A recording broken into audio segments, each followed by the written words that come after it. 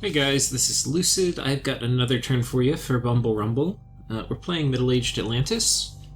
If you recall, in the last episode, we are attacking Yis. And, yeah, we have kind of beaten back a large force, but they are not caving in.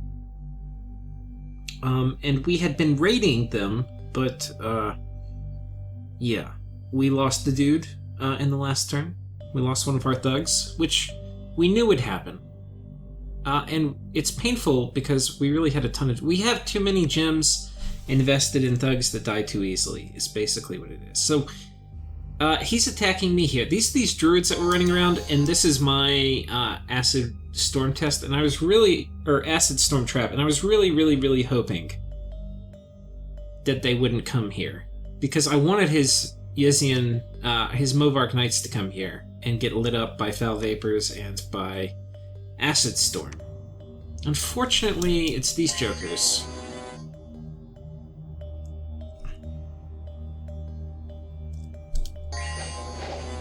Who are not going to cast it, because that's good, because it would have killed them. I mean, it would have potentially killed my own dudes. And I don't really care about losing the PD, obviously, but losing... Okay, and then he casts Frostfriend. So I forgot to put him on conservative gem use. Whoops.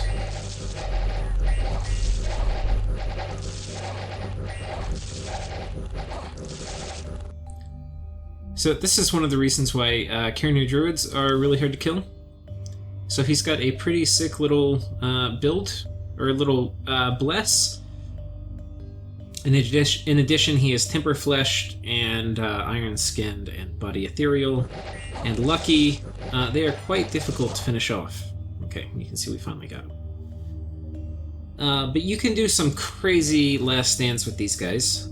Fortunately, our 50 PD managed to kill them. So that's good. We killed a few of those guys, and they're pretty valuable. Here we have Yis attacking me.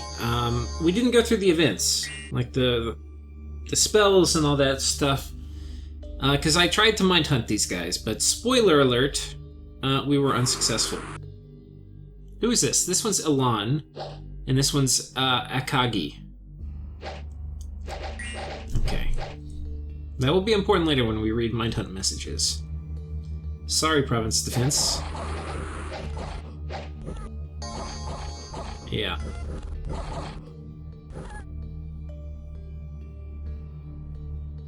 Oh man, we almost got one with poison too. Okay, so Mind Hunt. We cast it on Akagi. This is the low MR one, but we didn't kill him, unfortunately. You got lucky. We cast it on Elan. This is the high MR one, and he resisted.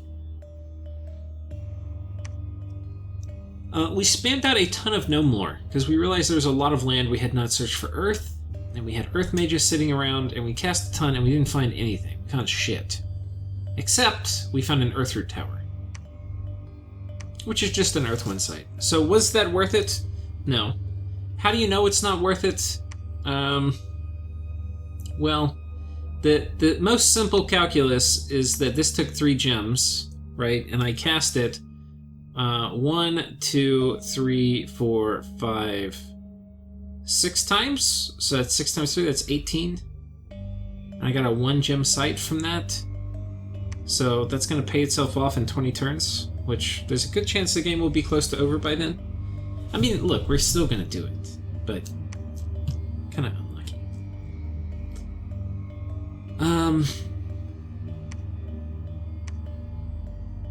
We cast Call of the Winds. We empowered in Blood. I don't think we have a... oh, yeah, here it is. She empowered herself in... She didn't get Horror Marked. I think it would say if she got Horror Marked. So that's nice. The nice thing about doing the Sorceress is we can do... we can forge all sorts of gear. We can give her the Twisting Thorns armor, which is going to give her Blood and Nature, which would just be nice. In addition, that basically she's going to help us climb up Blood. Because when we put the sorcery items on her, like the Ring of Sorcery and the Ring of Wizardry, that'll get us up to Blood 3, which will be what we need to make the armor, and then with the armor we'll be at blood 4, and when we're at blood 3 really, but we can make the Bloodthorn, which will get us up to blood 5, and from blood 5 we can make the Brazen Skull, and that will get us up to blood 6, and then from blood 6 we can do all sorts of stuff, but she's mostly going to kind of... The first person I get, they are going to blood hunt. So right now she's going to make a Sanguine Dowsing Rod. Next up will either be the Thorn Armor or the Bloodthorn, and that will help her blood hunt better. And then after that we'll look at potentially... We'll probably empower a Death person, and then they can potentially make vampires in case the game goes really late. But it's not something I'm going to... Okay, wait, shit.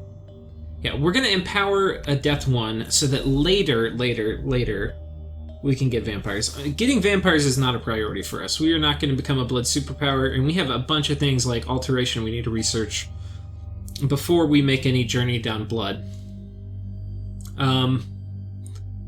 So yeah, we will just be doing an empowerment-based blood economy for now. Which, you know, is super slow. Okay, So, okay, let's... Did we finish talking about the turn? I don't think so. We also got attacked by knights. So this little knight squad... I kind of like... I mean, I don't know if I would do it myself, but... I do kind of like how he's got these... This is something you don't see, or I don't see a ton, is a little gold... I mean, these are basically indies. I mean, unless Yes can recruit them, I don't think they can. But it's basically little, like, indie raiding squads at heavy cav. I mean, they're very effective raiders. They don't really take losses versus PD. They're kind of expensive. Like, how much gold is this? This is 30 gold a pop times 25. So that's, 300 times 2, 600, and then a little bit more. That's like, yeah, like 700 gold. Like, this isn't a ton of money, really. I mean, it's not going to work out for him here, because we're just going to kill it. We're deploying... It's in friendly dominion, so that means Mr. Hands is going in. And Mr. Hands... Now, if you look at it, like, what's the worst thing that could happen? He could take this squad, which is the Movark Knights, move them here, and then in Magic Phase, I'm going to fight the Heavy Cav, and then phase after, I have to fight these guys. Thing is, they don't have any mage support. I think Mr. Hands has got it. Temper Flesh, Flying Shield, Iron Skin, Flight. Actually, I think we're going to skip Flight, because if we have to fight the Movark Knights, we really are going to need Breath of Winter. That's not a nice to have. That's a requirement. And I think, preparing again for the worst case, which I hate prepare. I mean, come on. It's unlikely, but we will prepare. We're going to do quickness on him in case the Movarks come. I think this is a really low chance, but, if it comes and they kill my god, I'm going to be pretty damn sad. So, that's kind of how we're thinking about this.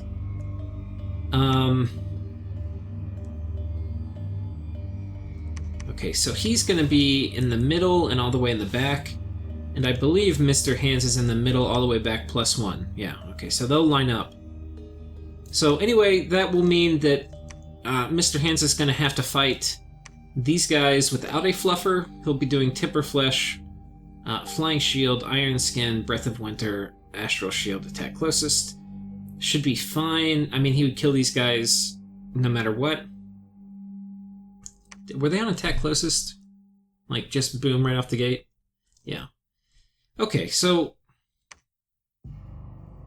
Okay, we're going to mix this up just a tiny bit. I think we're going to do Iron Skin first, and then Temper Flesh, and then Air Shield. That Iron Skin's going to go a little bit farther. Yeah. We should get 2 castings in before they close, which is fine. And honestly, we should... Well, no, that's not going to matter for them. Yeah. So if the Movarks come this way in some kind of Jedi move, where he's like, yeah, I don't feel comfortable attacking you. So this is the move I expect him to make. He's probably going to move up here. If he's very cautious, he may not. But he's probably thinking, hey, he's not going to use his Pretender here because it's got my Dominion in it, or like Yis's Dominion in it. So hey, and his army is over here. So while he's taking this fort, I can come take Pangaea back, because he really wants Pangaea, because he conquered Pangaea and feels entitled to it. Yeah. So, unfortunately for him, we have a nasty, nasty, nasty surprise waiting for him. But I'm not sure what he's going to do. I'm not sure where he's going to go. But assuming he does come this way, we have a surprise. If he is a Jedi and comes this way, anticipating I might send a thug here to kill these guys, like a magic phase attack thug, which I have done before, we're going to kill him with my god. So, not safe, not safe. Now, let's talk about this one. I've scripted a fair amount of this, but I haven't scripted everything. So, one thing is I PD dumped.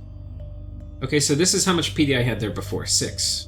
And I kind of went gangbusters, right? So we're up at 45. Now, we're going to be doing some interesting shit. So, we summoned a Lich this turn, and we have this Lich coming in. Now, Liches are amphibians, so we can give them a Ring of Returning if they go back to my cap. That's cool. We're giving him an Amulet of Anti-Magic. I don't want him to die to Soul Slay. And we're giving him a Skull Staff. And the reason is because we have researched enchantment really high, so we might as well use it and cast Life After Death. Okay, so Life After Death, what is that going to do? It is going to apply to all my PD, so they basically get 2 lives. Which, it's a crappy second life. Why would I care? I would care because we are going to be putting up Acid Storm. And the longer my PD lasts, the longer Yissian stuff is going to be sitting in an Acid Storm, and of course, when my guys convert into undead, it's going to delay the routing point, which is going to matter greatly. Yeah. So that's part of it. Let's hit Y so we see everybody coming in. So I haven't decided if we're going to do Foul Vapors. This person's moving in from that other province. I'm not really feeling it. They don't have Divine Blessing, though, I don't think. Which means their little poison resistance isn't going to work. This is pretty ballsy, moving them in without blessing them. I kind of feel like I need to.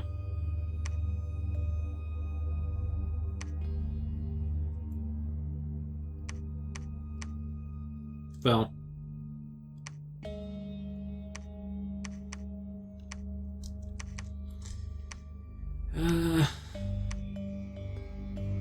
not really sure. Totally not sure with her. I probably should do something, but we'll go through it. We'll do her last. I have some stuff left to do for this turn. Okay, so we've got Acid Storm and then Acid Rain. We've got... Now, they've also got a Coral Blade and armor. This armor is going to help them survive at least a little bit of the Acid Storm. I mean, once they get their armor corroded, I think most of this goes away. I don't fully know how that works, but I think it's gonna... I don't think we'll lose the item. Ugh. Sorry, but I think the armor is not going to be terribly effective. Okay, now we've got a few people patrolling down here. We've got the Lich. We've got Askuth, which is this one, spamming out Cheat Fate. This will help a little bit with Acid Storm. It'll help kind of keep it off the mages a little bit. We are going to spam out Luck, so hopefully my mages don't die. Now we're putting up Life After Death. So this person's right here. They've got a Ring of Returning. As soon as they get hit by Acid Storm, boom, they're out. One thing I needed to be careful with was I put 5 gems on instead of 4, and I put a Skull Staff on. And it's because this happened in my Hinnom game, where I don't know what the upload sequence or anything, so this may be a spoiler, but yeah. if you have a Ring of Returning and you do any HP damage from casting a spell because you go over your fatigue threshold, then you'll get zapped back before the spell even casts. So it's a bit of a bummer. So anyway, by being Death 5 instead of the required Death 4, and then by using an extra Death Gem, we should be pretty much lock and load for getting this spell off, which would be nice. Now, I was going to Mind Hunt this province again, too, and I decided not to, because there's a good chance they're going to walk into a trap, and the last thing I would want to do is to stop them from walking wherever they want to, should it be into my trap or elsewhere. I could raid this, potentially. This is an idea. It's not a bad idea. We don't really have a Starshine Skullcap, and we're saving for Arcane Nexus. We can do more deep raiding later. Okay, the final ingredient, and I don't think I mentioned this. So, we have another Ring of Returning person. In this case, it's the Jade Sorceress. She's got a Thistle Mace. And she'll have 4 Nature Gems, which honestly is like one too many. Because she's only going to be Nature 3. She can only spend 3. And yeah, she's just going to drop Mass Regen and then get the hell out. Or she'll cast spells. She'll end up getting hit. Maybe we can script like... I don't know if Wooden Warriors is good here. Probably not. Probably not.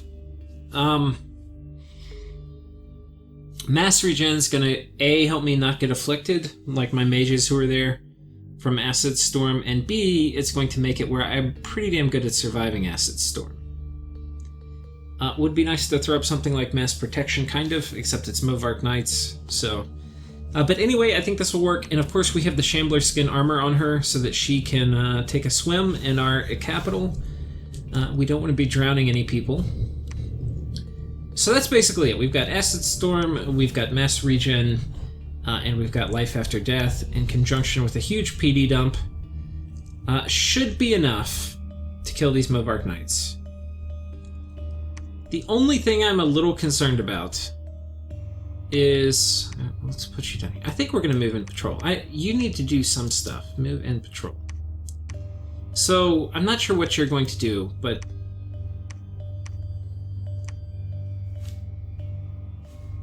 Are these guys poison immune?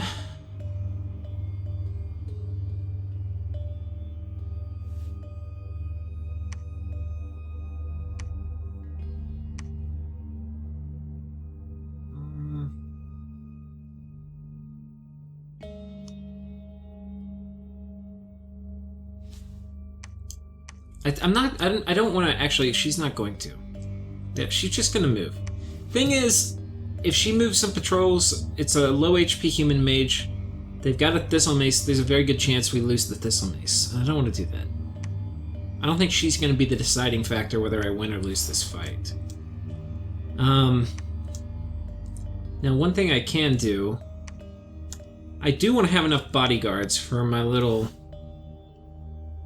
squad down here.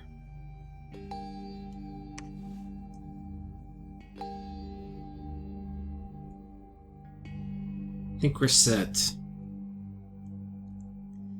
So let's take a look at this formation again. So he's going to be bearing in. Now it looks like you can kind of tell what their scripting is.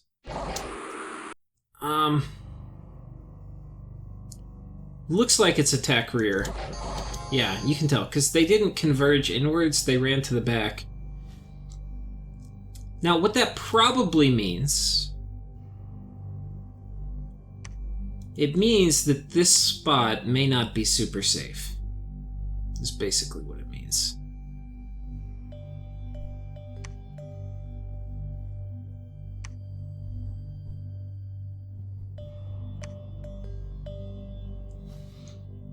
Do we have air nature here? Yeah, we do.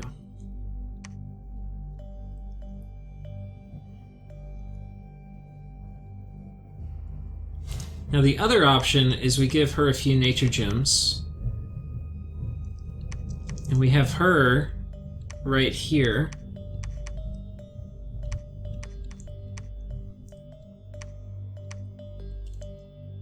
just spam out Swarm, like, 3 times.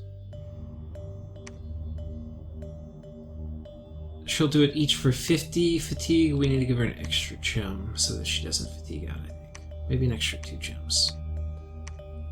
Right, and then she can retreat.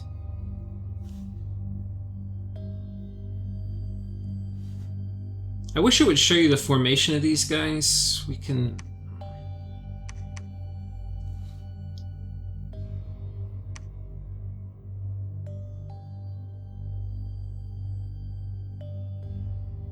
They tend to kind of ball up, which means... I don't think I can really avoid the attack rear, and I could be wrong about this, because I want to show you the formation window. Like, if I put them behind... So let's say the PD forms up right here. If I put my guys behind the PD, the attack rear will run through. It may be the safest thing, actually, is right up here in the middle. Maybe that's what we do. Just actually in front, and let the PD go around me. I think that's what we're going to do, actually. Okay, everybody who's coming here, we've got different orders.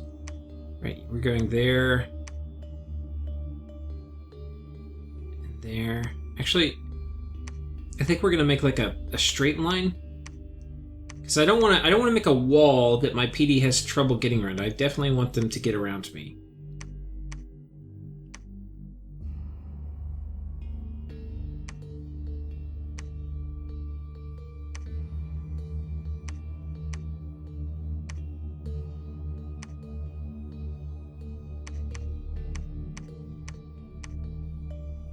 Okay, now this is my Swarmcaster, and I'm having second thoughts. I think because we figured this out, I don't know if we're going to need this Swarmcaster, and I'd kind of rather her not risk dying.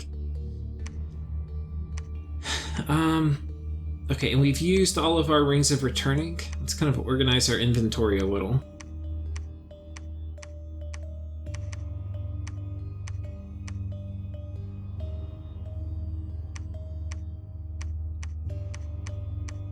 Oh, we've got a few of these long stride boots. That's kind of nice.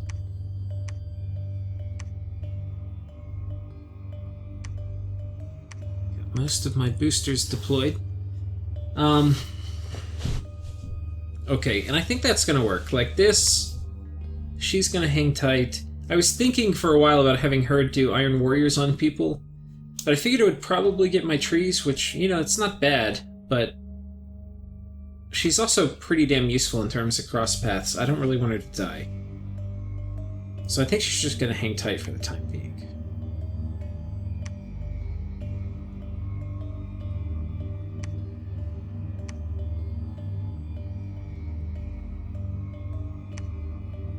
Hopefully they don't gym burn me. I've switched to conservative magic gym use, which hopefully helps a little bit. So anyway, that's basically this. We've got this all scripted. You can see I've obviously changed it up because I don't really know what the hell I'm doing.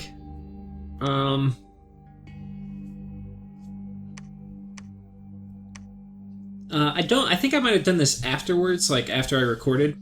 But I found one guy here who could actually, like, I had a Holy 3, and he could walk all the way down here. So we've got one in here preaching now. I've got another one on the way. He should scoot inside before anybody else comes. And I think if he gets attacked, because there's a chance they could magic phase attack him, we'll script him to retreat.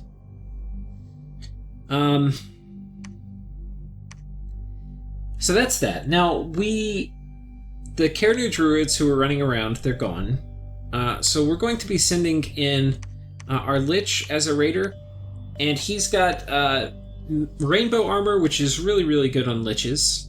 It's a decent armor, and yeah, he's basically just going to spam out Horde of Undead. You know, honestly, he should do Invulnerability first, and then Horde of Undead. Yeah. I mean, he could also do Soul Vortex. Oh, I don't have it researched. That's fine. I think just spamming out Horde of Undead is going to be fine. The magic resistance we get is going to be really important with the new immortality mechanic. We don't want to get mind hunted, because then he's dead. So I don't know. It'd be interesting to see how this plays out with the new immortality mechanic. I don't know how oppressive it will be, because mind hunting is a pretty damn good way to kill immortals now. And then, like, 23 MR is not necessarily enough to really protect you. So I'm not sure. It kind of feels like a little too unimmortal. Like, I understand, like, if Soulslay kills you in battle, but maybe if there were an exception where somehow Mind Hunt didn't do it. Because now you can just zap any any immortal that's excuse me, any immortal that's alone. Okay, so we've talked about Mr. Hands, and we've kind of improved this situation. The other important thing about Mr. And this is why the Kraken's actually such a good chassis. I haven't really talked about it at length. And I'm sure I've convinced you now that the Kraken is a freaking boss, right? But I haven't really talked about why he's so good. And one is that he obviously has a lot of item slots, which are very useful, and he has a very high base HP pool. But what's actually most important is the traits he has, right? So he has Fear, which is always great on a super combatant chassis. But he has Stealthy, which is super important on a super combatant chassis. He's also very high in Astral. And Astral is one of those weird things that you need to be really careful taking on your Pretender God, because he can get magic dueled, and 6 is like the bare minimum of what you want to take on a super combatant Pretender. Like, people will still try to magic duel you at 6, and people will still try to magic duel you at 7, depends who you're fighting. But, like, if you're fighting somebody with, like, Recruit Anywhere Astral 2s or Astral 3s, or even, like, cap-only mages that can get up to Astral 3, they will throw them at an Astral 6 Pretender. Now, the thing is that people do not just casual, especially with expensive mages, they're not going to be casually throwing out Magic Duel in most every army. It's not a normal thing. So, being able to Magic Phase attack is super important, right? So, because that means we get to pick fights, and we're going to pick fights where we don't expect to get Magic Dueled. Now, I don't think he could do a trap. He has a fort here. He could move magic dueling mages here, expecting that my squid's going to come, but that would be really unlikely, because he doesn't know I would send a squid. Normally, I wouldn't send a squid after these kind of guys. But he's been bored. He's been sitting around. He has nothing to do. So he's going to go make a little field trip. But the real reason that he's the shit is because the combination of stealthy and high astral means you basically... if he sees a lonely... Like, you can set up traps. Like, if you expect I'm going to come somewhere, you can set a trap there. Like, he could set a trap here. But once I've made my move, once I've attacked, like, if you're not anticipating, if you're reacting, you cannot react to this guy. Because he's stealthy. He'll just, like, leave. And he's Astral 6, which means you can't Mind Hunt him. Whereas other Titan chassis... they can get Mind Hunted. Or other Pretender chassis. So, this guy will, potentially could be useful for the rest of the game. Now that said, as soon as he casts Nexus, he's going to go sit in the pond. So this is like some of his last stuff he's going to do, because we are 3 turns away from Nexus. Or we're 3 turns away from having it researched. We're going to be doing some last-minute things to try to trade in for pearls. It is annoying they took this from us. That was a really nice 2 pearl place. I really can't wait to have these as part of my territory. These are some good magic sites. Okay, so we've talked all about that. Now we're going to talk about this. So we've broken through the fort. We're going to storm it. Now, I haven't really scripted about this, so I've taken all my people off my commanders. And yeah, let's figure out how we're gonna do. So first off, we're taking Waywinkle, and interestingly, so Waywinkle was actually playing, I believe, Pangea. That was the player here. So he is Waywinkle, the King of the Deep. He is going to be seeking some vengeance on Ys. And hopefully it works out for him. But yeah, so he's going to come out here, and we've used this script before, but yeah, should work. Just kill a bunch of stuff. Our Lich is coming in here with the Invulnerability Horde of Skeletons. And what else? Okay, so we've got some people sieging. Now we have to figure out who...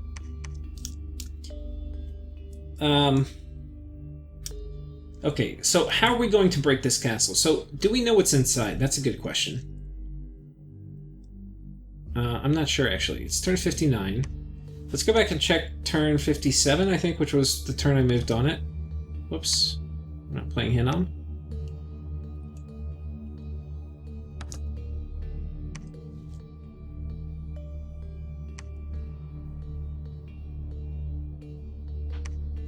Okay, turn 56.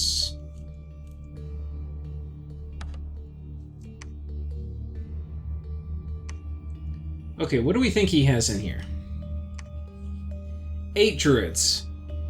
Plus these guys. And then I think... these guys went back inside. Or did they... no, they might have patrolled. He had 27 man-at-arms. I don't think there's much inside. 2 Ysian druids. If this was in there the turn before, let's go check the turn before. Because we should be able to see. Turn 55. This is a nice thing about... I do this so that makes recording easy, where I have all my turns in separate directories. And basically you just make a new folder in your save game folder for each turn. So it's a little annoying to do. Okay, 50. But this report could be a little high, because here it said 30 and then 8. So it's probably about 40. But then in turn 57, we had a battle here. And the battle... basically everybody from that previous fight, all 27, showed up. And there were some Ysian druids, but not all, which means he took this army here, he moved them here, and patrolled to try to win this fight, but then lost. Which means there's probably only like 3 or 4 dudes inside. Okay, so that tells me if he... now, he could, but it's unlikely, because you can see he doesn't really have aquatic stuff over here. He could have potentially snuck some stuff in. I don't think that's happened. So, let's see what we should do. I was going to do something maybe more intense, and the way I'm thinking about it now, like I was going to do foul vapors and all this other shit. I don't think there's enough stuff in here. I think I'm just going to nuke my own shit. I don't really want to do that. So, okay, forget this person.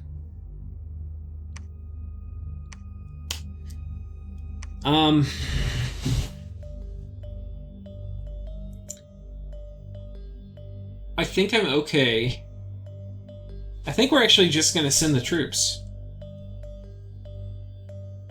Now, he has his underwater druids, who I believe can do foul vapors, which would be a very annoying defense.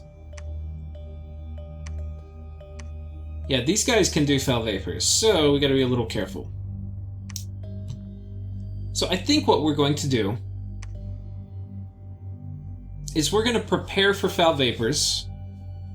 That's kind of like the underwater... that's one of the underwater nuclear weapons. And then we're gonna send Lyra Dawnbringer, who is the Fort Cracker, She is going to go in and just wreck stuff.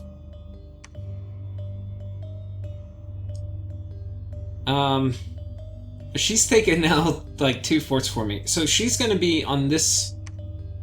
Okay, right here with Al Arlson. You, who's going to be doing body ethereal. Okay, what is she doing? Iron power, iron strength, quicken self.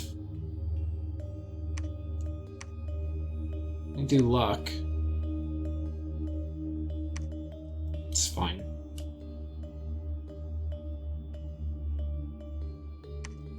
I think the final thing you can do is... Well, you know, Ice Shield isn't bad.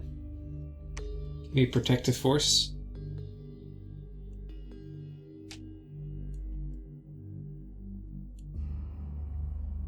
Okay.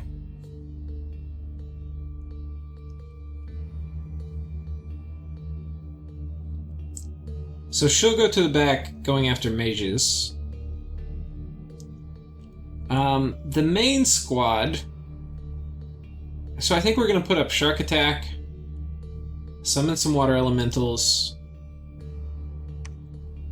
I think we'll put a lot of you guys on Guard Commander. I'm going to try to keep... Oops.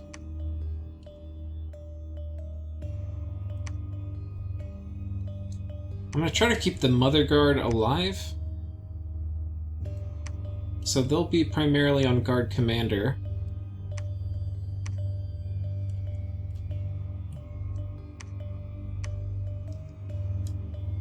And these guys will be, I think, on the front line. Decide how we're going to deploy them.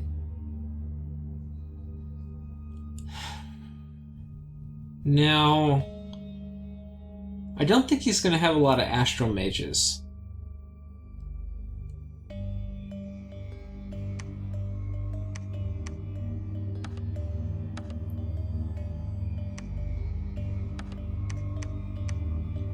So we can do something like this.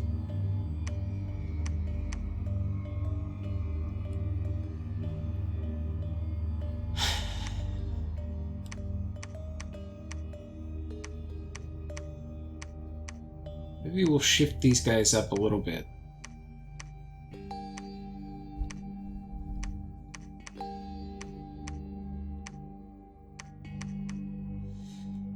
Okay, and then we've got Shark Attack. Do we have Friendly Currents coming out? We've got Friendly Currents, Water Elementals, Water Elementals. I think I want Conservative Gym use on most of my guys. Now, you don't need to be doing... I think you we're going to go ahead and do Water Elementals. Okay.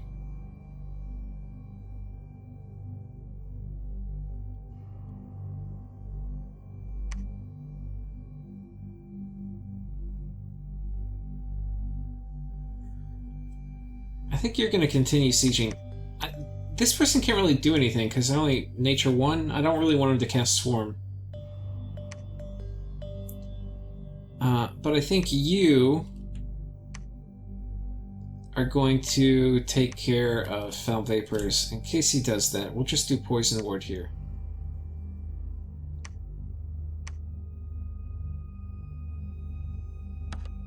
I think we'll actually do Box.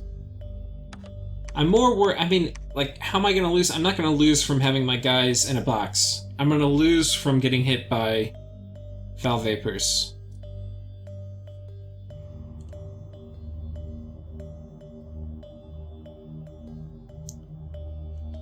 I think that's all okay.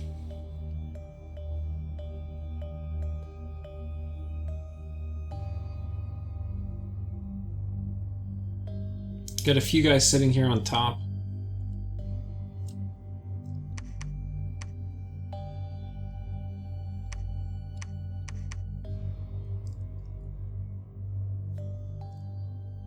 That guy is to deal with gym baiting. We've got somebody on attack closest out in front. I mean, it's not really going to do much, but...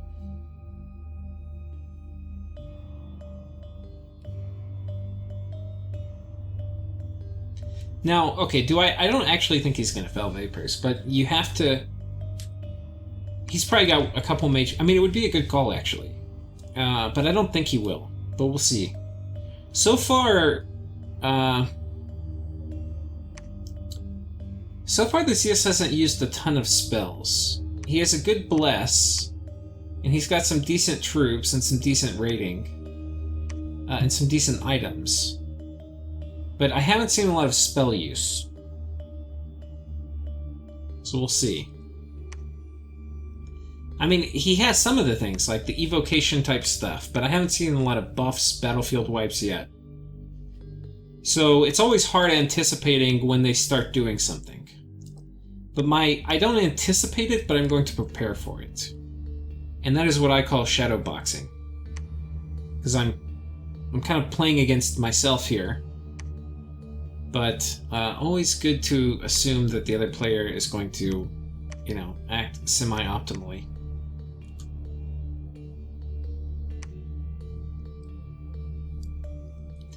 Should I put these guys up at the front? These guys are coming in.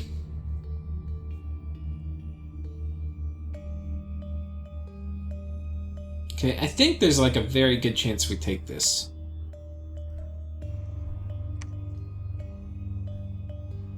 And I think that's about it for this turn. Now, I'll just say a few things kind of in closing on this. We're moving this guy in, so we're going to have 2 Holy Threes. We'll get our Dominion in Pangea very quickly now. It'll probably be like 3 turns it'll be Friendly Dominion. Like here, we're already at 10. And if you remember, this was enemy Dominion, you know, 7 turns ago. And we're now 10 Dominion of ours, which is crazy. But it's a combination of having this person here preaching and then my god here. Okay, so look, we just found this person preaching in 10 Dominion. So, where should we move them? I think we'll move here. But we can't actually, if that goes up when there's not much to do, I think we're going to move here behind him. And if we have a battle, I think you're actually just going to bail.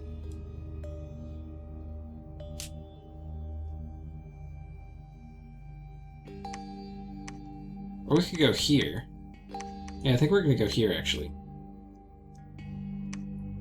Okay, so we're changing this up. So I had a little raiding party already coming here.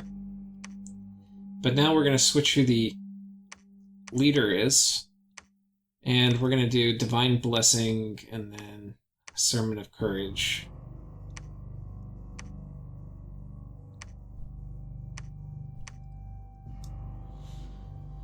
Okay, and so this person's going to be doing Summon Earth Power Legions of Steel, advance and cast spells. And then, yeah, we're just going to take this back. This province has an event going on. I don't know what it is. I think it could be like a fertility cult or something. But it's got some event that's causing these guys to spawn, because they're happening non-stop. Unrest's really high.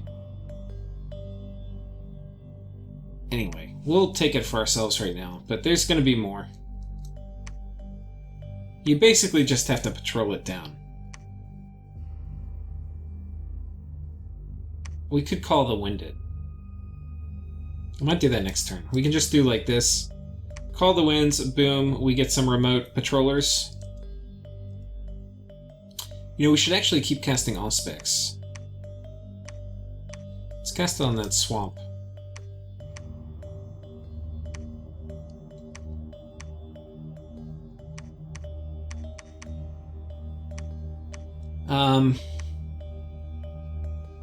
Other little min-max things.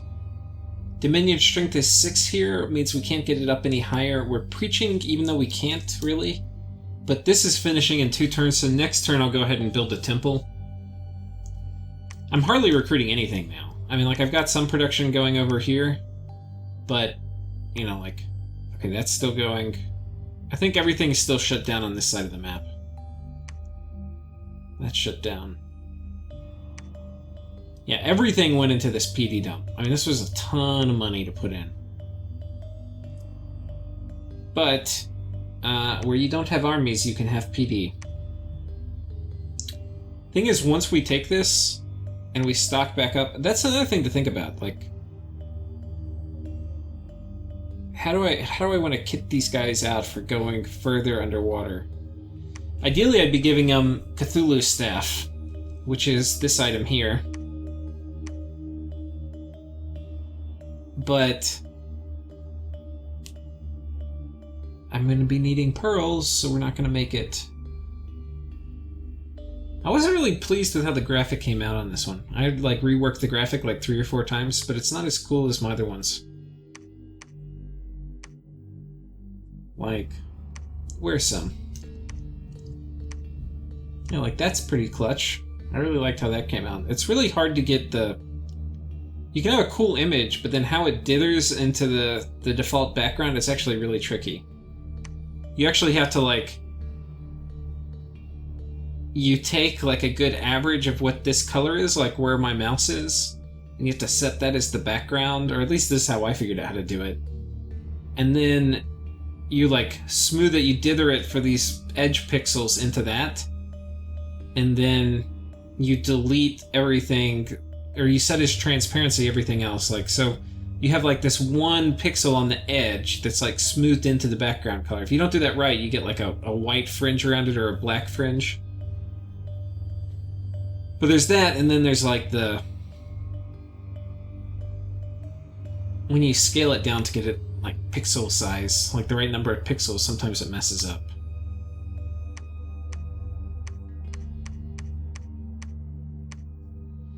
Okay. Okay, we're preaching here. We've got like 2 Dominion left. I don't know whose Dominion this is, because it got kicked out, but like it can't be Pelagia's. I wonder whose it is. It might be Olm's.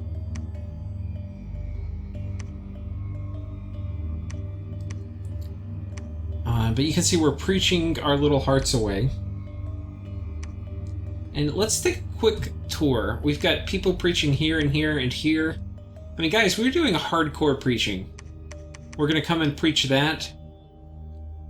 We had somebody preaching here. Well, okay, that's 6-2 or 7. There's nowhere else to go, so they're going to keep preaching. Oh, shit.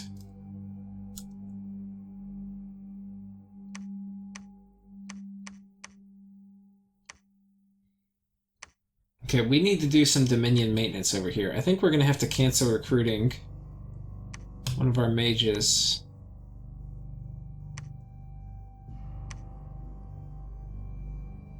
Okay, we need a preacher here.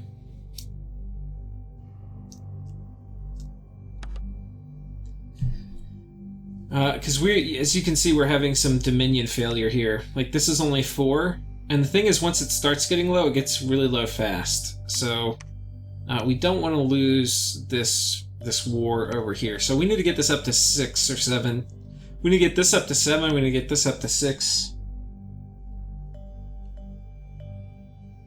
Thing is, when you're in the water, oh my god, you gotta fight for your Dominion. Because, like, right here,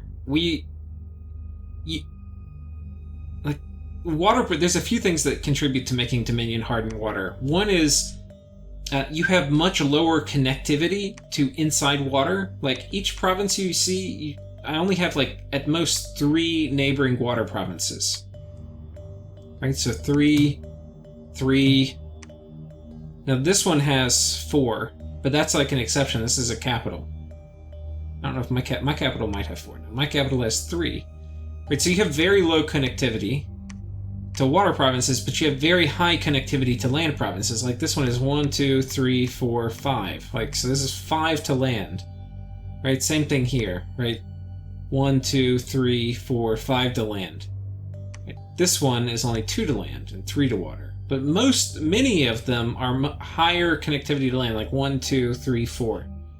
So, because you have low connectivity to water and high connectivity to land in general, what that ends up meaning is if other people own the land, they can put a huge amount of Dominion pressure inside your borders. And if you aren't forting and templing everything up in the water, which most water nations don't really want or can't do, because you have limited resources, blah, blah, blah, it's, you know, it would be very wasteful to fort all this up, unless I'm doing it just to control Dominion. Because, or you have to have ridiculously good scales or ridiculously cheap mages that you're getting. Which, you know, like, potentially Relay can do it with Star Children. But if you're not forting a ton of this stuff up and you don't have temples there, then it's really risky. Or you're getting a lot of Dominion pushed in. So I think that's definitely something I've learned playing some Water Nations, and definitely looking at how other people play, is you really have to fight to keep your Dominion in. And I think one of the main ways to do that is with preaching. And if you're going to use preachers, Holy One preachers suck at preaching. They are really bad. They're really, really bad. If you have any enemy candles, like once they have 3 enemy candles, forget about trying to get that out with Holy Ones, right? And if you're trying to preach your Dominion up, you can only get it to 2 with the Holy One. So you can't even protect yourself. You can't really get enemy Dominion out, and you can't really protect yourself in preaching with the Holy One. Holy Ones are like worthless for that. So having a recruit anywhere Holy 3, super clutch. But like other nations like Relay, they get a recruit anywhere Holy 2, which is pretty good. But the Holy Ones are garbage. But we're very lucky to have Holy 3s, and as you can see, we are preaching like crazy.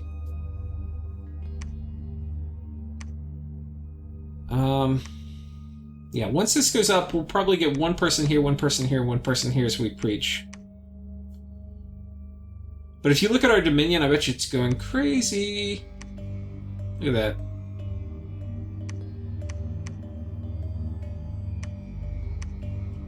Yeah, it says it's a bad turn for us. We lost some provinces. Look, get out of here. This is a good turn.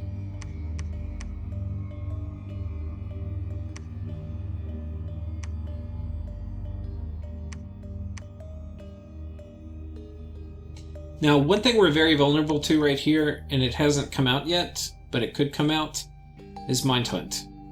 That would just delete this person. They have a fair amount of gems, 20 gems on them, and then really 25 counting this.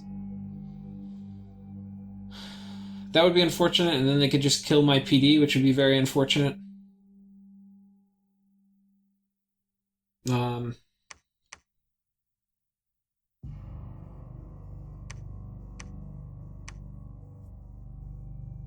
On one hand, I would kind of like to move somebody there. Like, preaching here is not going to do anything. I don't even know why I'm doing it.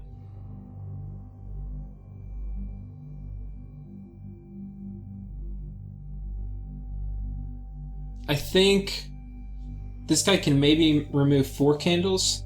But like 5, I think he has like no chance of. We'll set him to research. I need to remember to come back and make him... Once the enemy candles get lower, he can actually preach it down. But right now, he's just wasting his turn.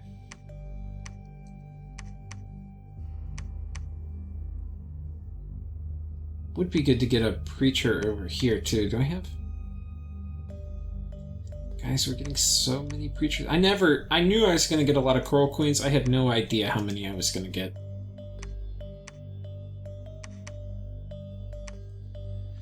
Give me more Coral Queens. Ah. Okay, so we're going Enchantment 8 or 9, Evocation 9. Evocation 9 is for stealing. Whoops. Celestial Rainbow. But to steal it, we need a Naiad. So that's actually something else we need to kind of put our minds to here.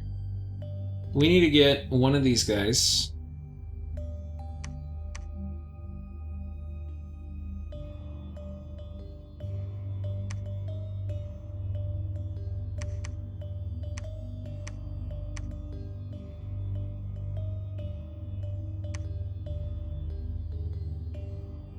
Okay, wait. I have a Ring of Wizardry somewhere. Let's give you the Ring of Sorcery. This person's making our first Vine Ogre. Or Vine King. Ivy King. I failed to mention that earlier. So then we're going to give them probably the gear. I think this lady's going to have her fight, hopefully not die, get sent back into my capital, and then I'll just pull some of these items off her and put it on my Ivy King. But yeah, so we'll get them, and he'll be my mass regenerating person that's going to run around with this army. I'll probably I kind of need to, like, Boots of Quickness. Ideally, I get a lab here. We pull... Oh, shit.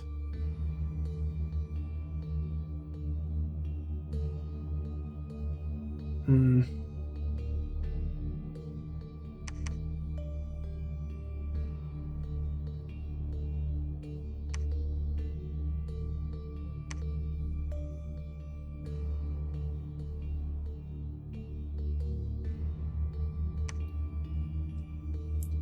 think we're going to take those off. I may need those Boots of Quickness later, because I'm going to need to get an Ivy King all the way out here pretty quick. So we'll probably put those on him, and he can sprint across. Meanwhile, this guy won't have Quicken Self, which is fine.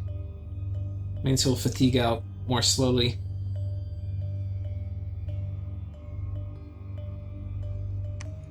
But this is toast for Yis. Yis is in deep shit.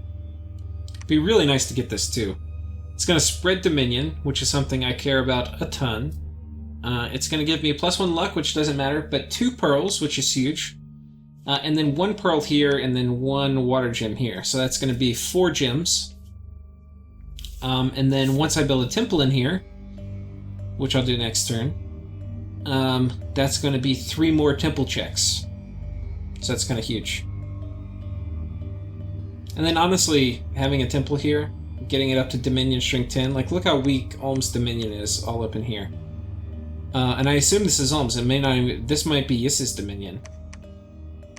And like we would be able to say, like, oh, these are untempled forts. I think Ulm isn't building. I wonder if Ulm doesn't have temples. It may be that Ulm is in such dire straits and they're just scrambling to get. I know he was unable to get air random smiths. So it could be he was in such dire straits and trying to spend every penny on forts and labs and master smiths that he didn't build temples. Okay, we can figure this out. This is productivity, heat, growth, magic, and a little bit of luck. This is misfortune. Okay, this is just the difference of 1 turmoil, but otherwise the same scales. Up here, this could be Satis. I don't really trust that. Drain. Okay, these are magic. This is Yis's Dominion. This is Yis's Dominion, I think. Yeah, a little misfortune, but then turmoil 1, productivity, heat 2, growth. This is heat 3, by the way. It's just in winter. Yeah. Yeah, so we're going to take this. It's going to spread our Dominion over here. At some point, we'll have to decide whether we let Ulm live or whether we eat them up. And I'm not sure. Right now we have a nap. Oh, that's the news. So I've gone this whole game without making a single nap. And I just made a nap with Ulm. They basically said, hey, and I might have said this last episode, but anyway, if so, I'm repeating myself. After we had this bump, we're like, okay, you can have this, you can have access through here as long as you need it. It's still his, but the exchange was we have a nap 3. So we have a nap 3, which I feel dirty inside for making the nap 3, because I feel like I have a decent chance of winning this game, and I wanted to do it without doing a single nap. And now I can't say that.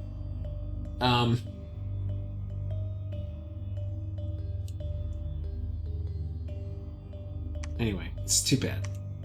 Not having a nap is a little dangerous. Like, Relay could roll up with a huge nasty army here, and I would be a little bit shit out of luck. But the other thing I can do is, like, I can't use Mr. Hands against Relay. Because he can magic duel me with really high level astral mages. But we can empower him in fire, and then we don't have to worry about Soul Slay in combat. And then that will also help with magic duels. But in addition, I can empower him in astral. Once I have Arcane Nexus, I'm going to have a ton of pearls. That would be a potential use, is to not. I probably need to do it once just so that he can cast Wish. But I'm not going to do that, because I would risk losing Nexus if something really bad happens. And I tell you what, the second you cast Phoenix Pyre, which is what you would empower in Fire to do, that is when you're planning on bad shit happening. And we don't want to plan on that. Because, like, you know, I could get feeble-minded. Ugh, no thank you. Yeah, let's get that thought out of our head. We're going to empower once probably to do Wish, but that's it.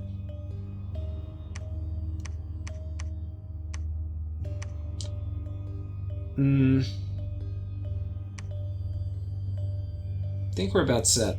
I think we've done this turn. I think we've fixed a lot of things. Look how many preachers we have. I got one here. I got one here. How many people are stuck here? Just one dude?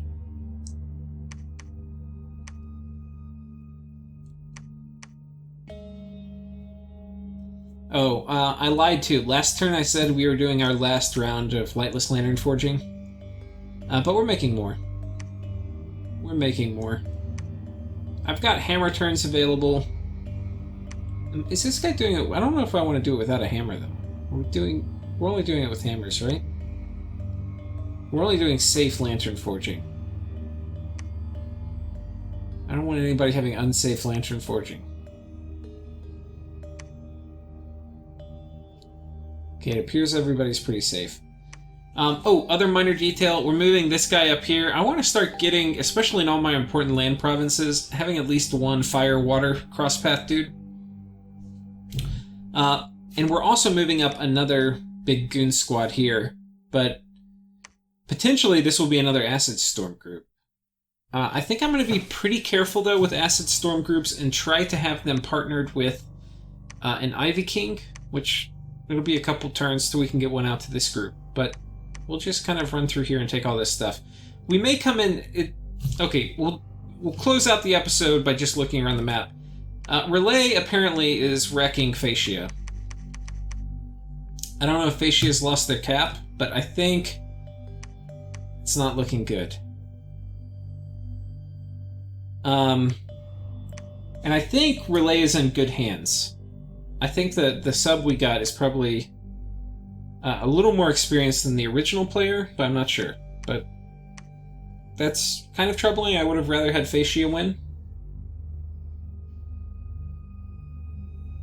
The thing I'm not sure about, let's see. TNG, I think, is closest to winning, and they are about this big. Right, so we have our scouts up this way, and we can kind of see, so this is Michelin. But they're kind of like this. They are really big. I don't think Relay has access to fight them. Yeah, I think they're like basically isolated from TNG. So if we end up having a World War II and everybody's fighting against TNG, like Agartha and is that Vanarus, all like Shiniyama, if everybody's fighting against TNG, me, Relay's not going to have shit to do except to mess with other people, potentially me. So that's annoying. And underwater, almost all my good shit isn't going to work very well. And the only saving grace is I potentially could use Masterfish, but they have really low MR, so they get zapped up.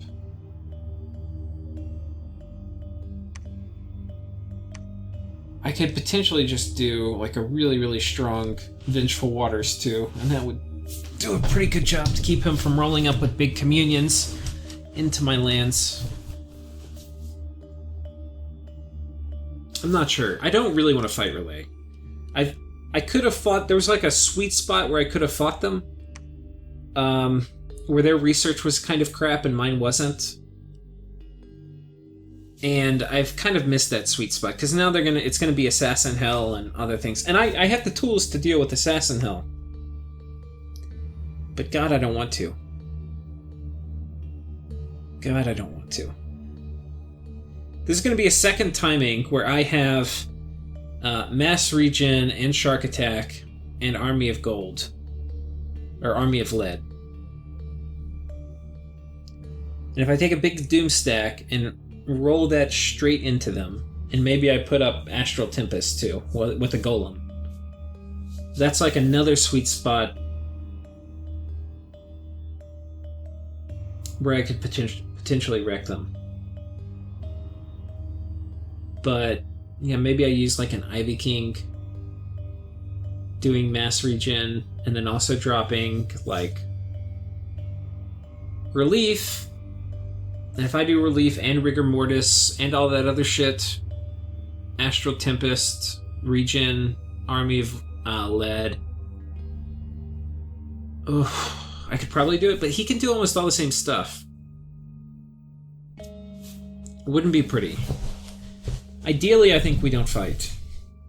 And I really wanted to fight him, but the problem is if he gets all of Fascia and he gets it mostly for free, I'm not going to be very happy about that.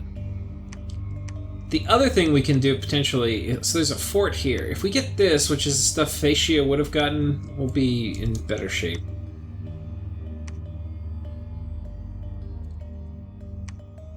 This isn't cracked yet either. I could potentially send my god over here. I'm not sure I'll crack it next turn either.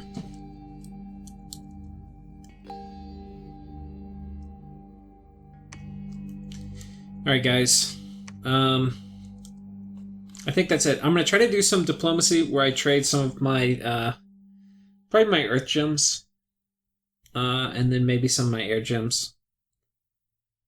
If that didn't work, then so be it. Alright, take care.